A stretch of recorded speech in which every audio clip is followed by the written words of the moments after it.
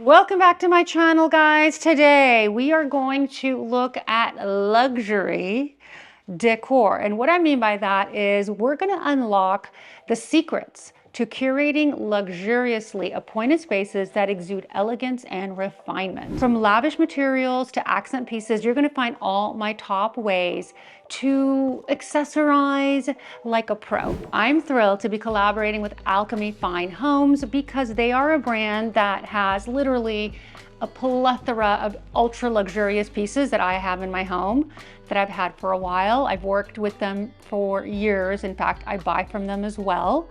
And when curating a beautiful space, you need to understand what the brands that you're bringing into your home embody, what that means to you.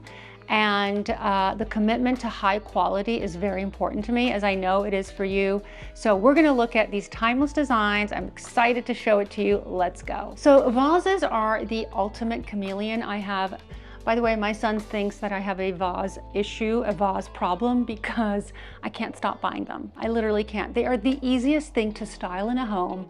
And I love rotating mine, and they can add a pop of color, they can have texture, they can be of concrete, they can be anything you want them to be, and they don't always have to be filled with flowers. They can just be on their own. So I love putting them, and I'm gonna show you the ones that I got from Alchemy Fine Home because I think they are gorgeous. Look at these faces. They very much exude a sense of Picasso. They're Picasso-esque vases or vases. I always say them both ways. I don't know which one is correct, but vase, tomato, tomato. And here we are. I find them to be beautiful on their own. You do not have to add foliage to them, but you can. So that's the beauty of having vases. And these ceramic vases from Alchemy are handcrafted by Peruvian artists. So you're actually getting real deal things. You're not getting mass-produced items. You're getting really artisanal products, which I really love. They're hand-drawn, the details are contrasting in color, and they create a statement all on their own. And as they sit on my credenza in my family room, I just really enjoy looking at them. They pop, and they actually make me quite happy. When styling vases, consider the scale and proportion of the vase in relation to your surroundings. So a tall, slender vase on a low coffee table might feel lost, while a squat, wide vase is going to make a lot more sense. So do take that into consideration. And if you feel that a vase is lonely, bring a companion. The companion in this case are identical. There's a friend, which I love. That really helps create symmetry. So if you want to create a moment, you can by having two vases. One could have roses in them, one can have, peonies in them. You can tell a story, which is really fun. Next up is an understated way to accessorize, but before I get into that, I have a surprise. We are so close to getting to 100,000, and it wouldn't have happened if it wasn't for you guys. So for those of you that are watching and are not subscribed, I'm going to ask you to subscribe because A, we bring you incredible content that is here to elevate your life and your space and your mood and everything else. But I'm going to give away one of these beautiful Alchemy vases when we reach 100,000 to anyone who has subscribed from the beginning. So nobody's going to get punished if they subscribe prior to this video, but you will automatically be eligible to enter if you subscribe today and if you've subscribed in the past. Coffee table books are one of my favorite ways of accessorizing a space. They bring a lot of hominess into a space. I have a very minimal type of home in terms of items that I put into my home. So if I wanted to feel a little warmer, like I don't have bookshelves where my kids have, there's nothing utilitarian about this home. It's all beautiful moments and corners. So I know it feels a little bit cold because I hide all that junk, but what I do enjoy is bringing in books. First things first, coffee table books are as much about visual impact as they are about content. So choose stunning books that have meaning for you. These books that are sitting here haphazardly have a lot of meaning for me. One is Paris Chic. It's all about Paris. The other is Jean-Michel Franck. So buy books that you actually are interested in reading or your guests can peruse through when they're visiting, and make sure that they tell a story as well. When you set your books on the coffee table go from big to small, and make sure that they are cohesive in color. I usually throw out the cover because the covers are usually not as beautiful as the binding of the book. So, you know, think about how you want to display your books and have fun with it. Make sure not to overwhelm your coffee. There is a look where people put 300 coffee table books on their coffee table, and that's a look which is interesting and I like it. However, that would mean that you would have to cover your entire coffee table with books, and then people would be placing their drinks and whatnot and appetizers on those books. So if you're okay with that, that's one way to go. Now, don't underestimate the power of a decorative bowl. These versatile accessories can be used during parties when you want to throw something in there for people to snack on, but they can also be left alone, such as these two marble bowls. These are footed bowls that I received from Alchemy. They are very heavy and they are very stately and they are gorgeous. So I have them on my kitchen countertop. During pomegranate season, for example, I load them up with pomegranates, or I might just have them alone without anything in them, but they are a statement piece. They're beautiful and they are handcrafted from solid marble. I can't even believe how beautiful they are. And they also have a very stark contrast, so I like to have things that offset one another, and that's what really sets them apart. My next favorite item that I am dying over is the Bandera decorative bowl, and it really brought my dining room together because, as you guys know, you want to decorate in threes. So that means always having 3 of something is a rule in design. You want to have an odd number rather than an even number. So I had these 2 vases that have been sitting on my dining room table, and it felt kind of lonely. And then when this beautiful Bandera bowl showed up, I was like, this is it. This is the exact bowl that I was looking for. It's again, artisan crafted of solid marble. This bowl is designed by, you know, simple lines with natural beauty of materials. It just shines, it's beautiful. The stone was carefully chosen for its unique sort of striation and veining, and this creates a one-of-a-kind piece, which I really enjoy. I like having things that nobody has or things that are very different. So luxury textiles also add a huge component of beauty and depth into your home, and so that's why I like to have, for example, on my sofas, I've got a beautiful mink-like throw blanket, and that just sits there throughout the year, even though it's 100 million degrees right now, but it looks nice, and I love the texture of the mink against the smooth velvet of the sofa.